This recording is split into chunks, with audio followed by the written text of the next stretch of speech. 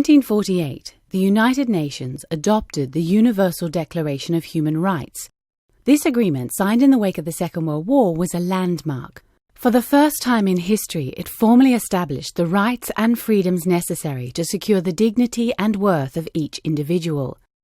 But a lot has changed since 1948. The rapid digitization of everyday life has transformed, and continues to transform, the way we communicate, express and organize ourselves, with significant implications for a range of different rights, including the rights to freedom of expression and information, the rights to association and assembly, and the right to privacy.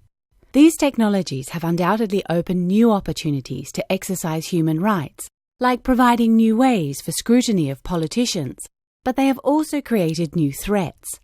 By the end of this video, you should have a clear understanding of the way in which human rights are currently protected, how the digital age is affecting human rights, and where and how you can engage with the different actors involved. Human rights are the basic rights and freedoms that everyone should have.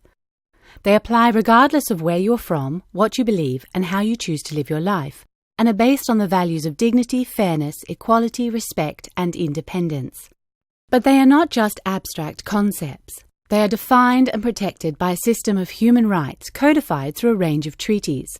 The basis is the International Bill of Rights, which consists of the Universal Declaration of Human Rights, the International Covenant on Civil and Political Rights, and the International Covenant on Economic, Social and Cultural Rights.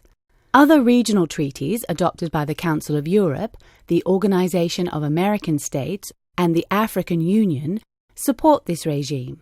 Additional treaties deal with specific issues or groups like the Convention Against Torture, the Refugee Convention, and the Convention on the Rights of the Child.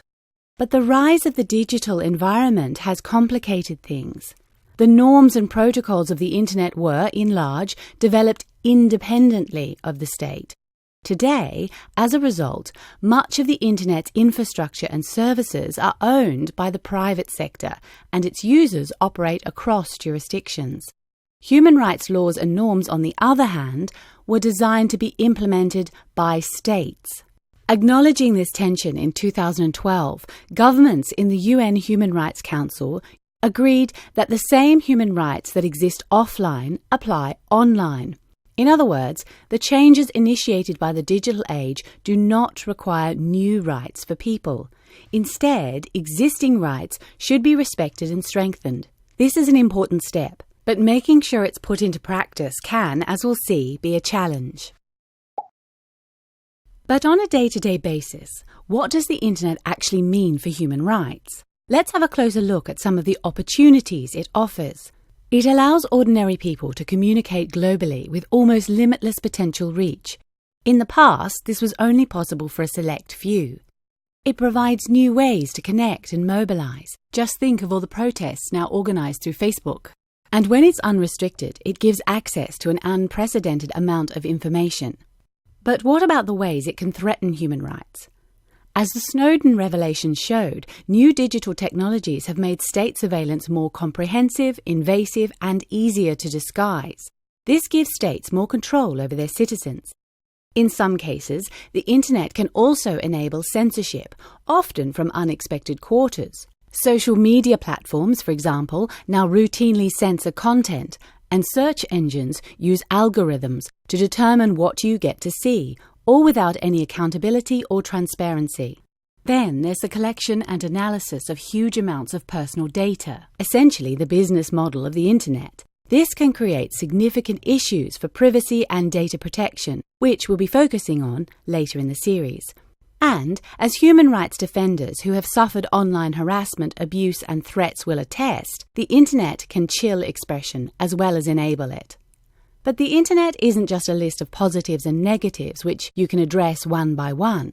It's a political construct informed by a set of dominant narratives. One current popular narrative presents the Internet as inherently threatening, whether as a den of criminals or a safe place for extremists. In this context, human rights are seen as incompatible with security. If we want a free, open and secure Internet, we'll need to challenge narratives like this at their root. Digital technologies and the Internet are governed by a complex array of different bodies, treaties and standards, which provide the basis for discussions around the respect and protection of human rights.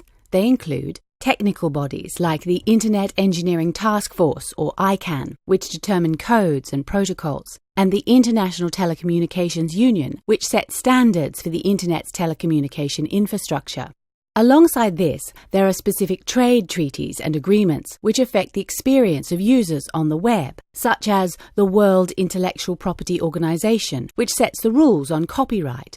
Then, there are normative standards produced by organizations like the Organization for Economic Cooperation and Development or the Council of Europe. On top of this, the UN has established a process to look at the implications of the digital age for society, called the World Summit on the Information Society. This process, in turn, led to the establishment of the Internet Governance Forum, an annual global forum for discussing the entire range of Internet policy issues. Other UN mechanisms, like the Special Rapporteurs for Free Expression and Privacy, have also played an important role in standard setting for human rights in the digital age. Finally, there are ad hoc bodies, like the government-led Freedom Online Coalition and various civil society coalitions and networks actively promoting human rights online. It can be challenging enough to decide on the rules for policy and decision-making. Finding consensus and compromise on different cyber policy issues, many of which affect human rights, is even harder. It requires long-term commitment and dialogue across all these forums. Let's look at a few real-life examples of the digital age affecting human rights. First, let's look at Brazil. In 2014, Brazil passed its Internet Bill of Rights, the Marco Civil da Internet, into law. It was a unique success story, both in bringing legislation up to speed with the digital age and for the open, inclusive way it was developed. Only a year later, cracks began to appear, notably with the decision of a judge to ban WhatsApp in Brazil for 48 hours. Fast forward to 2016, the Brazilian parliament has tabled an amendment to the Marco Civil, dubbed the CPI Cyber Proposal. The bill introduces a new interpretation of defamation, undermining the freedom of expression it is meant to guarantee and substantially weakening privacy and data protection, for example by requiring Internet service providers to reveal users' IP addresses without a court order. Only with the continued attention and commitment from human rights defenders will it be possible to maintain and build on successes like the Marco Civil. Another example is Iran.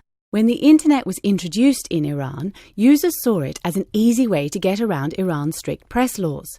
Today, 2/3 of the Iranian population are Internet users, and dissidents and activists rely heavily on digital communication with the outside world to share stories of state repression. In response, direct censorship and control of digital communications have been stepped up significantly by the regime. It's estimated that half of all popular websites are censored, and bloggers, online activists, and technical staff can face jail terms, harassment, and abuse. Iran is now developing an internal intranet which blocks email services, inhibits encryption, and bans foreign security software. This is a clear instance where the exercise of human rights depends on access to the Internet, and where denial of access directly contravenes human rights. As a human rights defender, there are many ways that you can protect and promote human rights in cyber policy at the grassroots level. You can, for example, encourage users to protect their privacy with tools like VPNs or anonymity networks. Individual behavioral changes like this can significantly affect the way services are developed. Think of ad blockers, for example. The increased use of these apps has affected the way publishers use advertising, in some cases by removing more invasive or annoying ads. Little changes like this can have a big impact. Demonstrations, petitions, and campaigns can also have notable impact. Take the civil society response to the Snowden revelations, for example. Concerted advocacy by a coalition of different groups and movements has put privacy high on the policy agenda. There are also more formal ways to engage. The multi-stakeholder nature of cyber policy making means that civil society can now access a range of regional and global policy forums, like the global and regional IGFs, on an equal basis with governments and businesses, the ITU sitting on government delegations, the UN Human Rights Council as observers but able to lobby governments, or the OECD, where civil society representatives have a consultative status. There is still, of course, much work to be done to ensure cyber policy making is open and inclusive. But there are undoubtedly opportunities. The Internet is still, after all, a young technology, with few established experts in the field. This means there's a lot still to be decided, and human rights defenders can play a crucial role in shaping its future by fighting for cyber policies which respect and strengthen human rights. In the next video, we'll be focusing on the impacts of the digital age on privacy and data protection.